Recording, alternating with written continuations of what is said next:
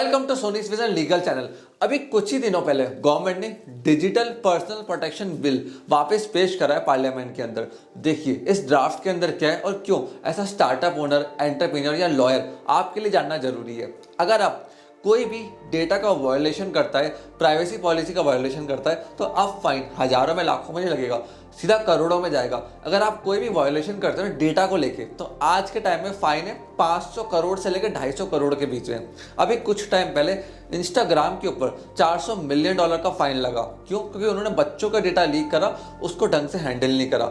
अभी इंस्टाग्राम ने लेके उसको अपोज भी करा है। तो बहुत सारी कंपनीज के ऊपर अभी डेटा को लेके बहुत सारे केसेस फाइल हुए हैं। और अगर आप एक टेक कंपनी चला रहे हो ना, तो आपके लिए जानना बहुत जरूरी है कि वेबसाइट के ऊपर terms and condition, privacy policy, data की स्टोरेज को लेके सारे लॉज बदल चुके, पेनल्टी बहुत ज़्यादा बढ़ चुकी है। तो ये आपकी ड्यूटी है कि privacy policy, cookies policy, terms and condition properly आपकी वेबसाइट पे डली हुई हो। अगर आप कस्टमर का डेटा ले रहे हो, कस्टमर का डेटा नहीं ले रहे हो, खाली स्टैटिक वेबसाइट है, तो आपको डरने की जरूरत नहीं है। अब अगर आप वेबसाइट के ऊपर टर्म्स एंड कंडीशन डाल रहे हो, तो गवर्नमेंट का सबसे पहला रूल है कि इजी लैंग्वेज में आपको अपने terms and condition, privacy policy, cookies policy upload करनी है।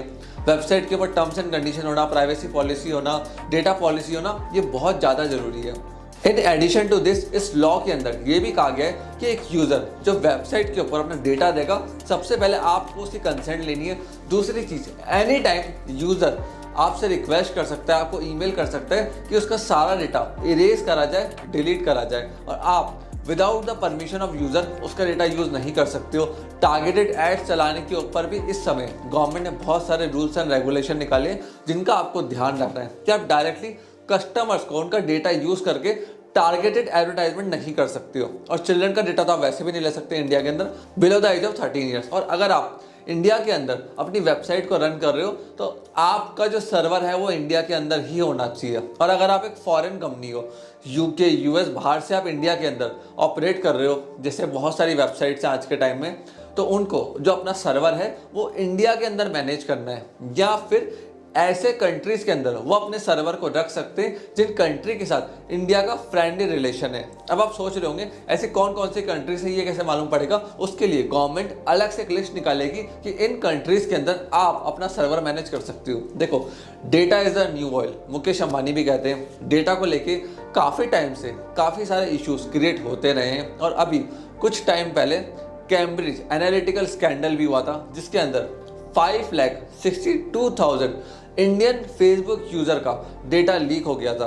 उसके बाद फिर एक बहुत बड़ा स्कैम हुआ, जिसके अंदर 2018 में बहुत सारे data information, personal information Indian users की खुलेआम इंटरनेट के ऊपर अवेलेबल थी, जहां पे उनकी आईडी, पासवर्ड, फोटोज, हर चीज़ इजीली एक्सेसिबल थी एंड अवेलेबल थी। तो इसी के चलते आज के टाइम में गवर्नमेंट बहुत ज़्यादा स्ट्रिक्ट एक्शन ले रही है उन कंपनीज के खिलाफ जो यूज़र का डेटा कलेक्ट करते हैं और लेटर ऑन मार्केट के अंदर उसको सेल कर देते हैं। तो इस चीज़ का आपको ध्यान रखना है। अगर आप एक टेक कंपनी चला रहे हो, आपकी एक वेबसाइट है जहाँ पे आप डेटा का कलेक्शन कर रहे हो, सारी इन्फॉर्मेशन ले रहे हो, तो उसको आपको बहुत अच्छे से कलेक्ट करना है और अच्छे तरीके से, सिक्योर तरीके से स्टोर करना है, जिससे वो डेटा यूज़र की परमिशन के बिना मार्केट में ना जाए, ना ही लीक हो।